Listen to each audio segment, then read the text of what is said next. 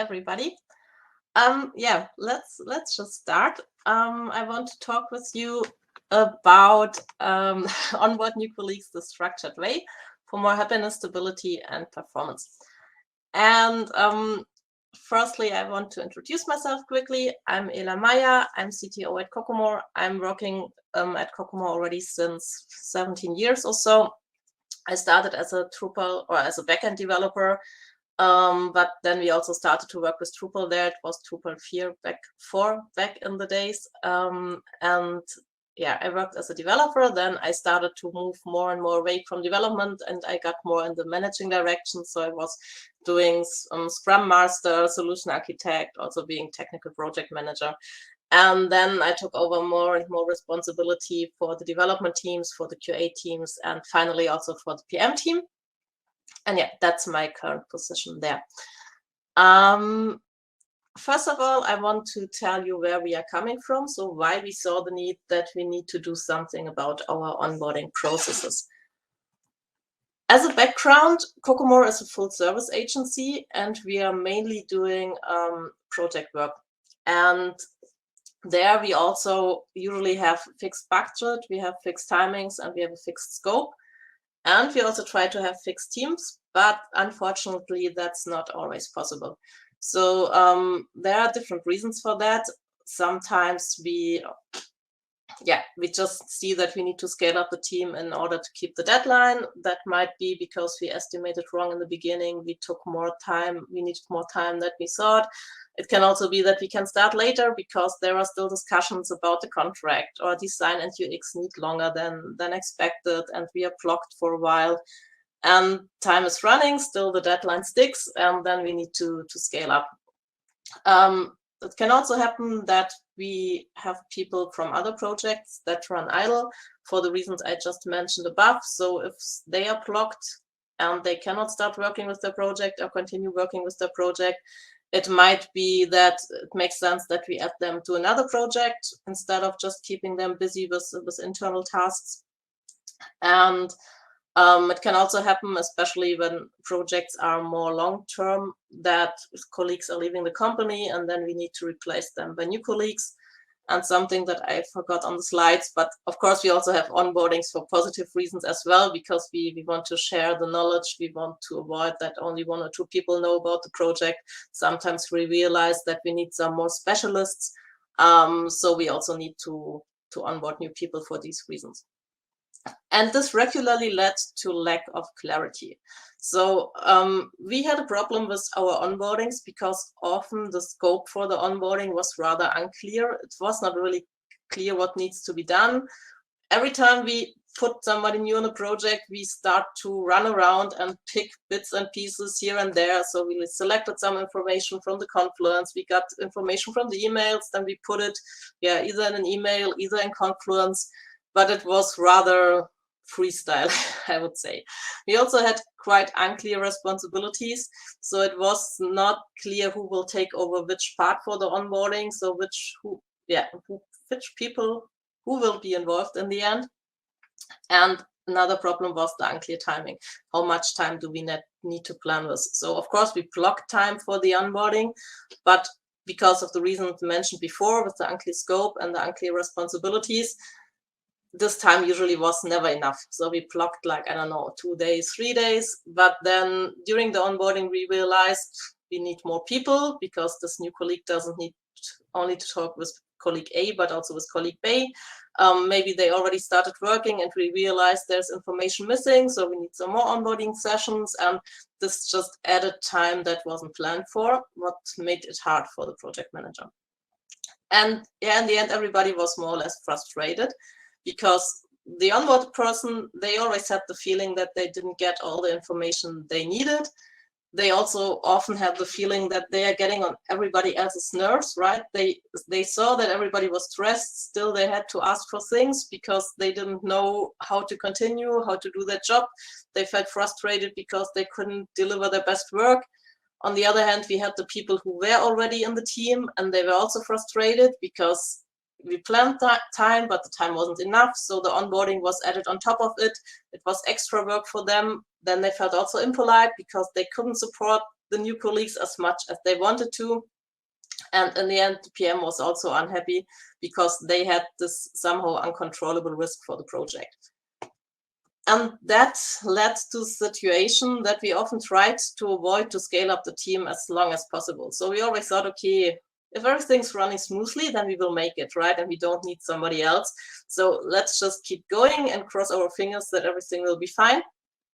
What of course made everything worse, because usually it's not always everything going smoothly, and there will pop up something, and then you need to scale up the team. And of course, the earlier you do it, the better it is for the project, because in the end, you will just lack more time and it will be harder if you have this overhead there.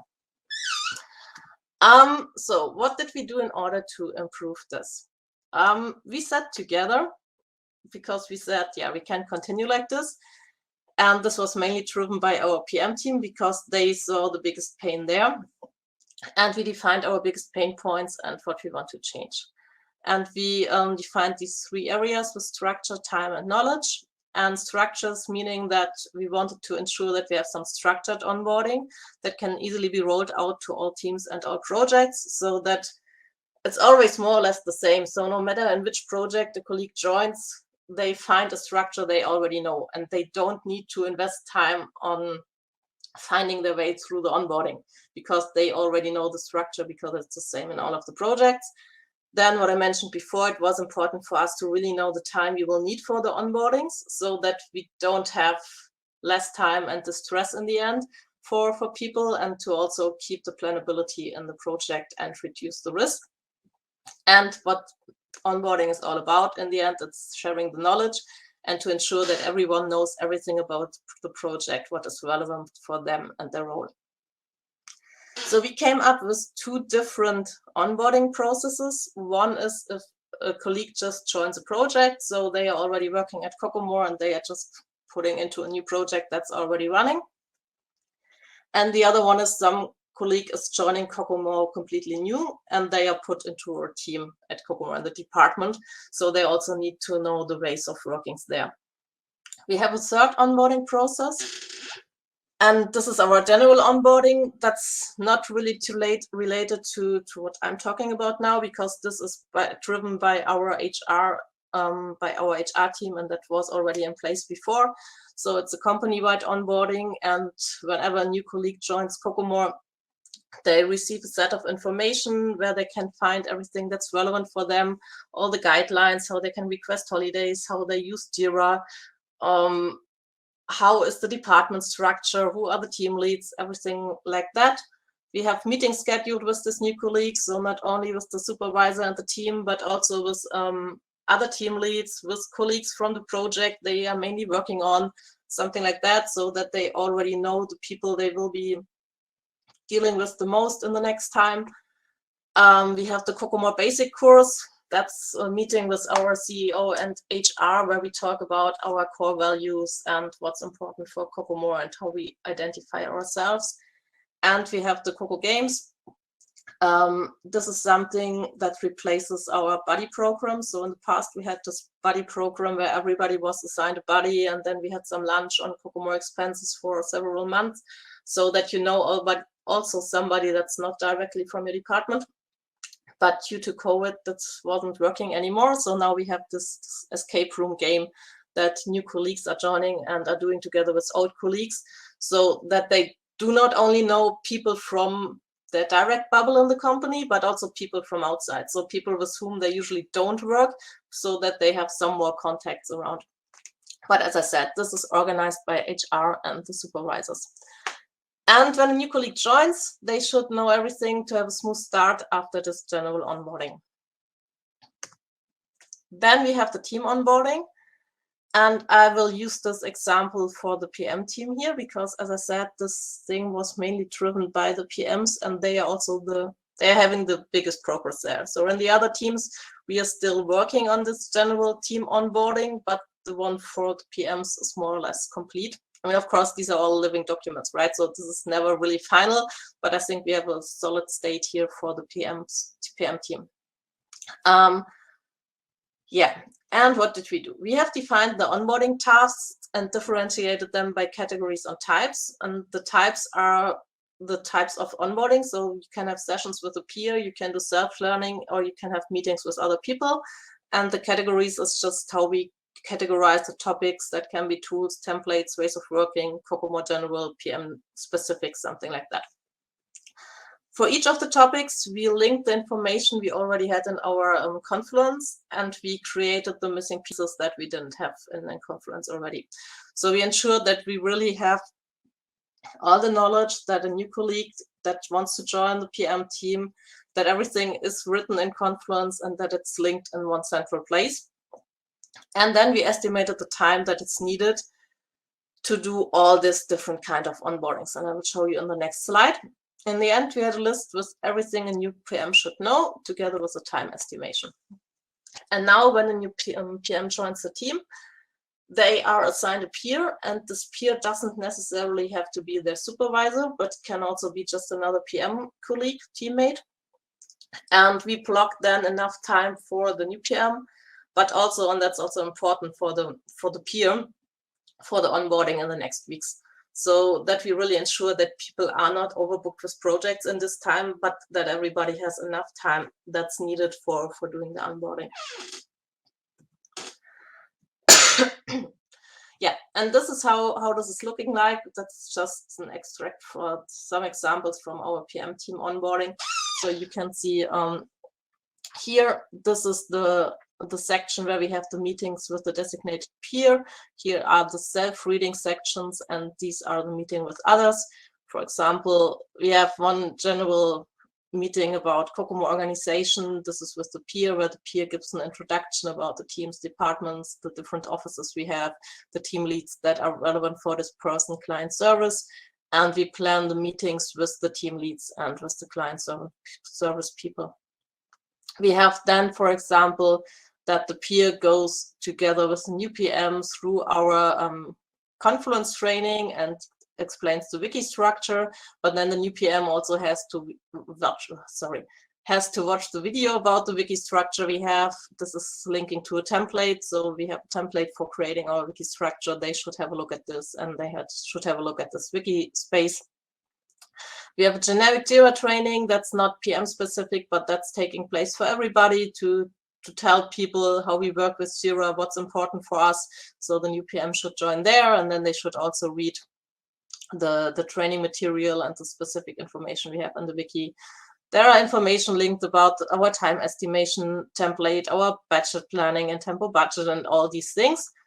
And yeah, so this list in the end is quite long, and I think we have a total of, I don't know, to be honest, I wanted to check it, but I forgot. I think in some it's like something like 40 or 60 hours or so if you summarize everything. And of course, this is not all happening at once. So there are some things that people should do directly when they start, but then you can work on this one step after the other. And but this is planned then throughout the first weeks of this new PM. And also, as I said, most important in the time for the peer is also planned so that we have enough time blocked for the people so that they can do this onboarding rather stressless.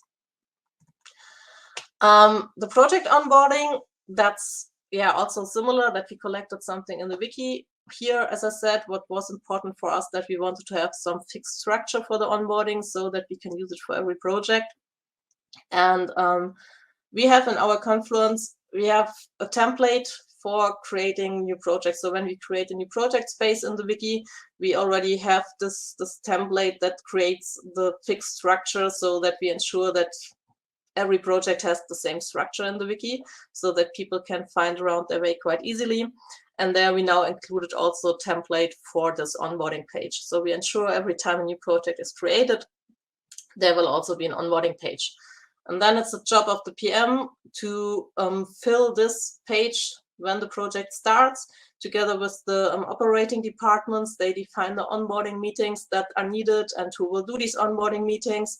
They will define items for self-study and what needs to be set up so that everybody who would join the project could start working on that. For each of the items, we define the relevant people and the time that is needed. And by doing this, we can exactly plan the time for onboarding for each team member, also in our project plan. Yeah, now when a new team member joins, They can see at one side what they need to read, with whom they have to talk in order to know everything that is relevant for them. And this is an example for one of the projects. Sorry. We differentiate here by discipline or by team. So there are some meetings that everybody who joins a project needs to do. Then we have also meetings that are also joined by backend developers, by frontend developers, PM, and so on.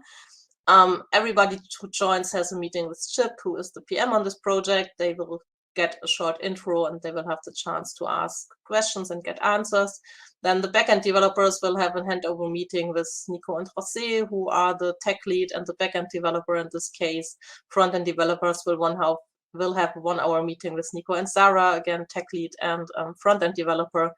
And PM would have another meeting with Chip to talk about specifics that are relevant for PM. So these are the meetings that are planned where we define the relevant people and the time that is needed. And this is then the elements that are relevant for self-study. So again, we differentiate by discipline.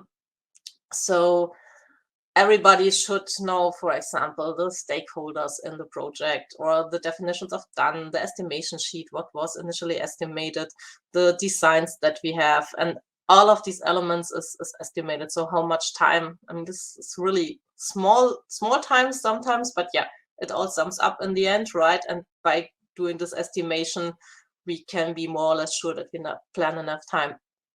Then the PM also should check the cost proposal because it's relevant for them for the controlling. The developers should rather have a look at the component matrix, at the requirement documents, and things like that. And yeah, did it work? A big question. So in the end, for us, it worked pretty good. The initial efforts were rather high, especially for defining this team onboarding. That really took some time, and it's still not final, as I said. So I think that's always work in progress, and we will always try to improve this.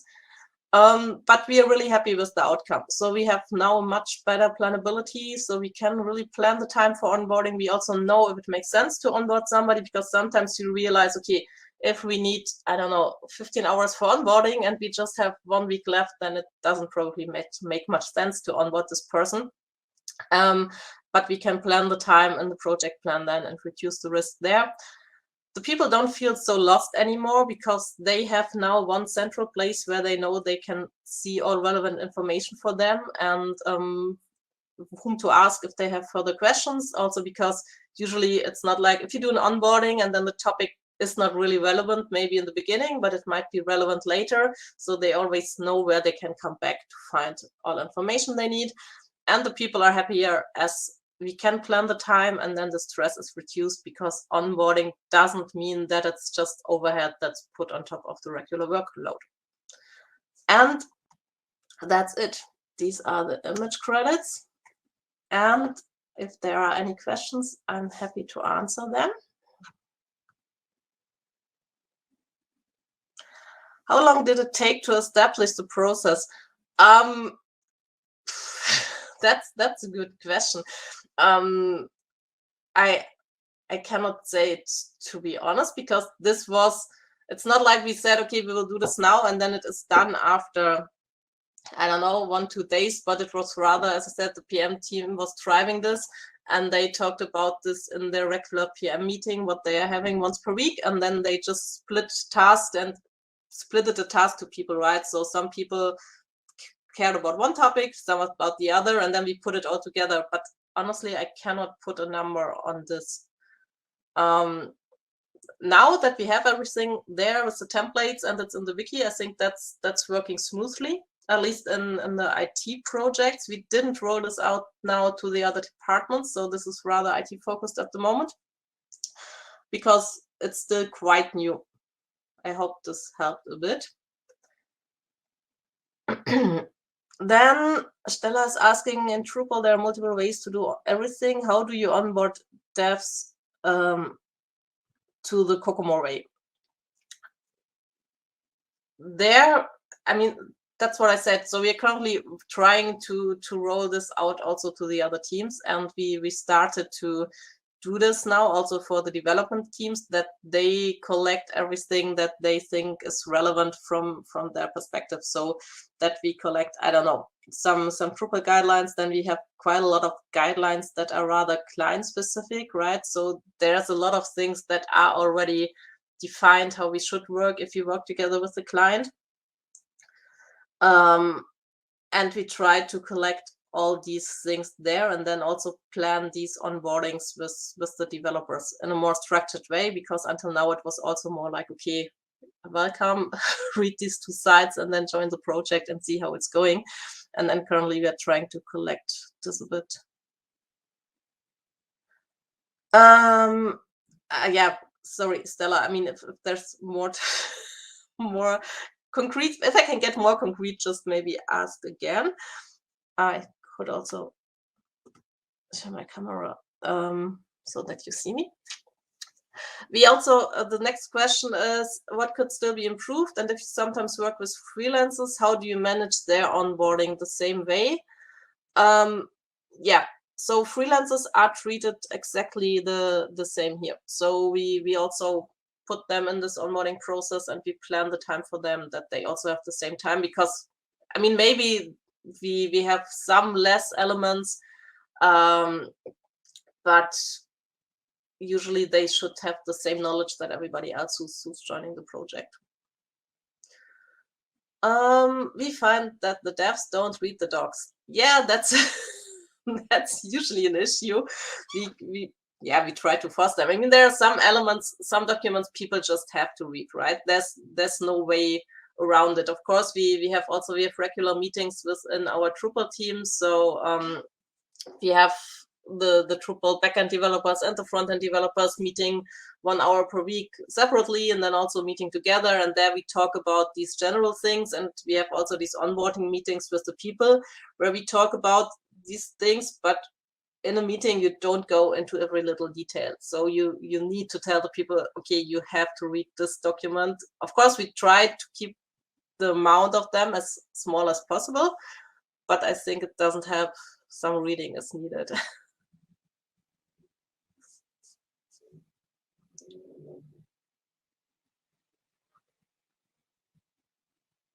Okay, so if there are no more questions, thank you very much for listening. I hope that was somehow interesting.